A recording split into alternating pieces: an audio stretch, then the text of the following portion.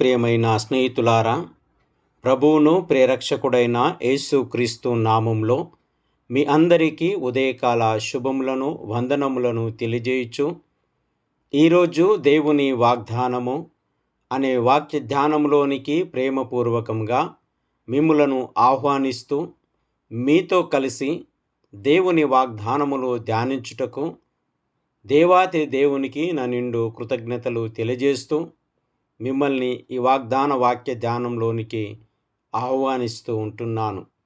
ఈ వాగ్దాన వాక్య ధ్యానములు ఇంకనూ అనేకులకు అందించబడాలి అని ప్రార్థనాపూర్వకంగా మనవి చేస్తూ, వీలైతే షేర్ చేయవలసిందిగా, సబ్స్క్రైబ్ చేసుకొని ప్రార్థనాపూర్వకంగా మీ ప్రోత్సాహమును అందించవలసిందిగా మనవి చేస్తూ ఉంటున్నాను.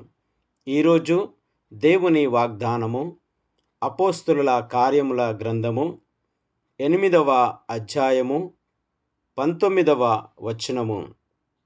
వారి ఎదుట ద్రవ్యము పెట్టి నేనెవని మీద చేతులుంచుదునో వాడు పరిశుద్ధాత్మను పొందునట్లు ఈ అధికారము నాకియ్యుడని అడిగెను. ఈ మాటను బట్టి ఈ సర్వ సృష్టిలోని సర్వ మానవుల పట్ల దేవుడు తాను కలిగి ఉన్న ఉద్దేశం ఏమై ఉన్నది, మానవుడు దేవుని ఉద్దేశాన్ని ఏ విధంగా అన్వయించుకుంటూ అర్థం చేసుకుంటున్నాడు, ఏ విధంగా ప్రవర్తిస్తున్నాడు అనే ఆలోచనలు ఇక్కడ మనకు జ్ఞాపకము చేయబడుచు ఉన్నవి.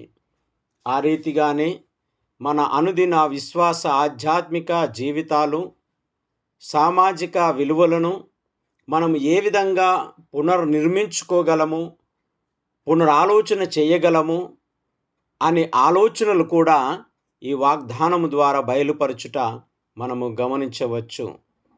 ఇక్కడ జ్ఞాపకం చేయబడుచున్నది, నీవు డబ్బును ఇవ్వవచ్చు కానీ అధికారమును నీతిగా పొందుకోలేవు.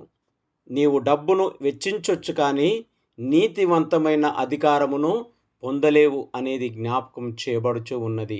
స్నేహితులారా, ప్రతి మనిషి జీవితంలో ఏదో ఒక రకమైన టాలెంట్, నైపుణ్యత కలిగినటువంటి వ్యక్తులు ఎందరో ఉన్నారు. ఆ నైపుణ్యత అనేది అది ప్రయోజనకరమైనదిగా లేదా నిష్ప్రయోజనకరమైనదిగా లేదా భావయుక్తమైనదిగా లేదా పనికిరానటువంటిదిగా ఉంటుందా అనేది చాలా ప్రాముఖ్యమైనటువంటి విషయం. ఎందుకు జ్ఞాపకం చేస్తూ ఉంటున్నాను అంటే, తనలో ఆ నైపుణ్యత లేని స్థితి, తనలో దాని గూర్చినటువంటి భావయుక్తమైనటువంటి పరిపక్వత లేని ఆలోచన, దానిని గురించినటువంటి సమాచారము అవగాహన లేమి అనేది చాలా ప్రమాదకరమైనది. ఎందుకు జ్ఞాపకం చేస్తున్నాను అంటే, ఈరోజు చాలా మట్టుకు నేను చేయగలను, నేను దీనిని సాధించగలను అనేటటువంటి ఆలోచనల కంటే, దీని ద్వారా నేను ఎంతో సమాజానికి, నా గౌరవానికి, చుట్టుపక్కల ఉన్నటువంటి వ్యక్తులకు నేను గొప్ప మేలును చేయగలను అనే ఆలోచనల కంటే, ఏ విధముగానైనను, ఏ అవకాశము దొరికినను నేను ఈ ఉద్యోగమును, నేను ఈ అధికారమును, నేను ఈ రాజకీయ నాయకత్వాన్ని నేను పొందితే చాలు అనేటటువంటి మోసపూరితమైనటువంటి, కొనుగోలు చేయించినటువంటి, వ్యర్థమవుతున్నటువంటి ఆలోచనలు కలిగి డబ్బును వెచ్చించి పొందుకుంటున్నటువంటి వ్యక్తులను ఎందరినో మనం చూస్తూ ఉంటున్నాం. ఇది జగమెరిగిన సత్యము, అందరికీ తెలిసిన సత్యము. ఎప్పుడు డబ్బుతోని కొనడానికి ఇష్టపడతాడో, ఎప్పుడు డబ్బును వెచ్చించడానికి ఆలోచన చేయగలుగుతాడో ఆ వ్యక్తి, ఆ జీవితము అనేది ఆల్మోస్ట్ నైతిక విలువలను కోల్పోయినదే. ఎందుకు అనేది మనందరికీ తెలిసినటువంటి సత్యం. ఒక డబ్బు వెచ్చించినటువంటి వ్యక్తి, ఒక డబ్బు ద్వారా ఉద్యోగమును పొందినటువంటి వ్యక్తి, ఒక డబ్బు ద్వారా అధికారాన్ని, నాయకత్వాన్ని పొందినటువంటి వ్యక్తి తన నిజాయితీని, తన యథార్థతను కలిగి కొనసాగుతాడు అనేది అది అసంభవం అండి.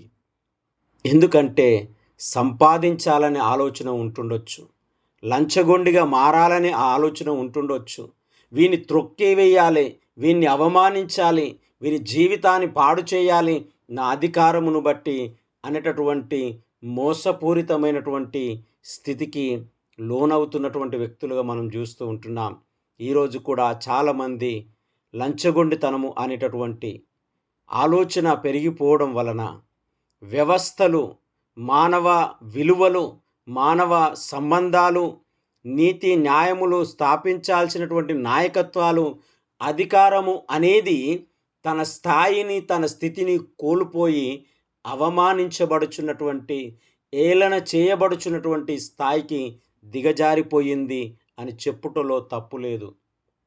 ఈ చదవబడిన వాగ్దానము మనల్ని హెచ్చరిస్తున్న, ఆలోచిస్తున్న విధానమును మనం గమనించినప్పుడు కూడా దేవుని ఆత్మ ద్వారా నింపబడిన, దేవుని ఆత్మచేత ప్రేరేపించబడిన వ్యక్తులుగా పేతురు, యోహానులు సువార్త పరిచర్యలో అనేకులను దీవిస్తూ, ఆశీర్వదిస్తూ, అవసరతలో అక్కర్లో ఉన్నటువంటి వారిపైన తమ చేతులుంచి వారిని బలపరుస్తూ వెళ్ళుచున్నటువంటి సందర్భంలో ఇదిగో వీరి ద్వారా గొప్ప కార్యాలు జరుగుతున్నాయే, వీరి ద్వారా అద్భుతాలు జరుగుతున్నాయి, వీరి ద్వారా ఆశ్చర్య కార్యాలు జరుగుతున్నాయి అనేటటువంటి ఆలోచనలోనికి వచ్చినటువంటి, నేను ఏ విధంగానైనను వీరిది ఆ శక్తిని, వీరి అధికారమును, వీరి నాయకత్వమును, ఈ గొప్ప అద్భుతాలను నేను సొంతం చేసుకోవాలని దుష్ట తలంపులతో, నశించిన హృదయముతో డబ్బును వెచ్చించి దాన్ని కొనుక్కోవాలనేటటువంటి దుర్భరమైనటువంటి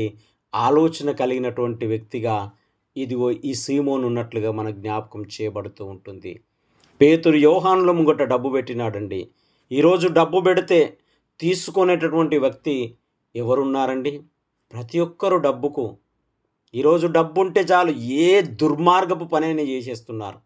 చివరికి తల్లి, తండ్రి, కొడుకు, కూతురు, భార్య, బిడ్డలు అనేటటువంటి బంధాలు కూడా అవి విలువలు లేనట్టువిగా దిగజారిపోతున్నాయండి. అలాంటి ప్రపంచంలో మానవుడు బ్రతుకుతున్నాడు అంటే ఎంత క్లిష్ట పరిస్థితో, ఎంత అవమానకర పరిస్థితో మనందరికీ తెలిసినది. డబ్బు పెట్టి దేవుని వరమును అనగా అధికారమును, నాయకత్వమును, ఉద్యోగాలను పొందుకోవాలనేటటువంటి ఆలోచన కలిగినటువంటి వ్యక్తిని బట్టి వారు మాట్లాడుచున్నటువంటి మాట చూడండి. 19వ వచనంలో అంటున్నాడు, వారి ఎదుట ద్రవ్యము పెట్టి నేనెవరి మీద చేతులుంచుదునో వాడు పరిశుద్ధాత్మను పొందినట్లు ఈ అధికారం నాకు ఇయ్యుడని అడిగాను. అందుకు పేతురు అంటున్నాడు, నీ ద్రవ్యమును ఇచ్చి దేవుని వరమును సంపాదించాలనేటువంటి తలంచుకున్న నీ వెండి నీతో కూడా నశించును. ఎందుకంటే నీ హృదయము దేవుని ఎదుట సరి అయినది కాదు గనుక ఈ కార్యమందు నీకు పాలు పంపులు లేవు. ఒకవేళ నీ చెడుతనమును మానుకొని మారు మనసు పొంది ప్రభువును వేడుకుంటే ఒకవేళ దేవుడు నీ హృదయాలను క్షమిస్తాడేమో.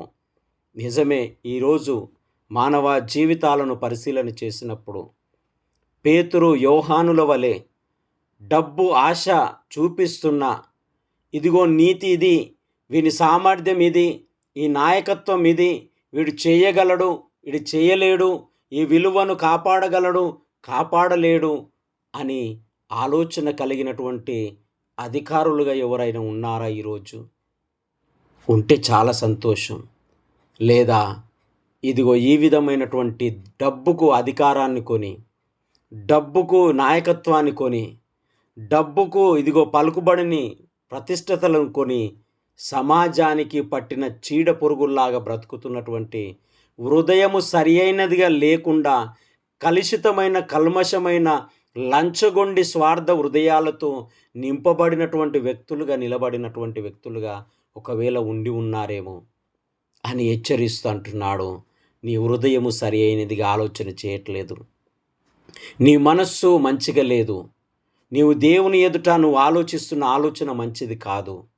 నిజమే స్నేహితులారా, ప్రస్తుత పరిస్థితులను మనం గమనించినప్పుడు ఎంతో లంచగొండితనము, ఎంతో అవినీతి, అక్రమాలు జరుగుతున్న ఈ ప్రపంచంలో ఇదిగో డబ్బుకు అధికారం అమ్ముడుపోతుందా? డబ్బుకు నాయకత్వం అమ్ముడుపోతుందా? డబ్బుకు పేరు ప్రతిష్టతలను కొని తెచ్చుకుంటున్నామా? మనల్ని మనం పరిశీలించుకోవాలని, ఈ అన్యాయపు డబ్బు ఆశకు లోనైనటువంటి ఈ అధికార దాహము, ఇదిగో ఈ డబ్బుతో వలన కొన్న ఉద్యోగాలు, నాయకత్వాలు అవి ఎంతో బలహీనమైనవి. వాటిని వెదకడము, వాటిని అనుసరించడము మంచిది కాదు. ఇది దుర్మార్గమును, అన్యాయమును, బాధ్యతారహితమైనటువంటి జీవితాన్ని అలవాటు చేస్తుంది. ఈ పాపపు బ్రతుకు నీకు మంచిది కాదు అని హెచ్చరించిన విధంగా ఈరోజు మనందరినీ కూడా ఆలోచింపచేస్తూ ఉంటుంది ఈ వాగ్దానము. మనము కూడా మనం ఏమి పెట్టి, మనం ఏ విధంగా మన అధికారాన్ని, మన నాయకత్వాన్ని, మన గౌరవాన్ని కాపాడుకోవడానికి డబ్బు వలన సంపాదిస్తున్నామా? మనం దేని వలన చేస్తున్నాం అని మనల్ని మనం పరిశీలించుకున్నటకు దేవుడి మాటలు దీవించుని ఆశీర్వదించును గాక. పరిశుద్ధుడా, ప్రేమగల తండ్రి, మహోన్నతుడా, ఈ దినమును బట్టి, ఈ సమయాన్ని బట్టి మీకు వందనాలు చెల్లిస్తూ ఉంటున్నాం. నిజమే ప్రభువా, ఎంతో జీవితాలు విలువైనవి, అమూల్యమైనవి. ఇదిగో వారిలో ఉన్నటువంటి నైపుణ్యత, వారిలో ఉన్నటువంటి జ్ఞానము, వారిలో ఉన్నటువంటి తెలివితేటలు సమాజానికి, కుటుంబానికి, విలువలకు, మానవ సంబంధాలకు ఎంతో ఉపయోగకరమైనవిగా ఉంటున్నటువంటి ఆలోచన విధానాలను ఇదిగో డబ్బు అనేటటువంటి, ద్రవ్యము అనేటటువంటి ఆ విలువను గట్టి ఎక్కడనో పాడు చేస్తున్నటువంటి వ్యక్తులుగా మేము ఉంటున్నామేమో. ఇదిగో నిజమే ప్రభువా, మా ఆలోచనలు సరి అయినవిగా లేకపోయినా, మా తలంపులు సరి అయినవిగా లేకపోయినా అది ఎంతో ప్రమాదకరము. అది మా విలువలను, మా వ్యక్తిత్వాన్ని, మా జీవిత విధానాన్ని అది పాడు చేస్తుందని ఆలోచన నీ భక్తుల ద్వారా మీరు అందించినందుకు మీకు వందనాలు చెల్లిస్తూ ఉంటున్నాం.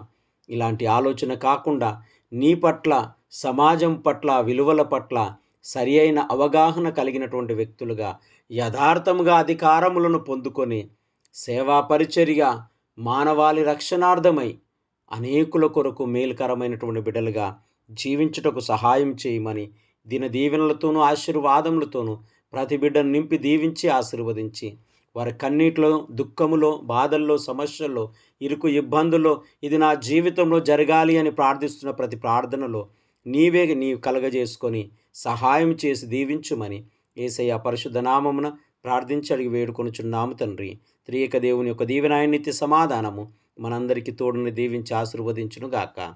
ఆమేన్.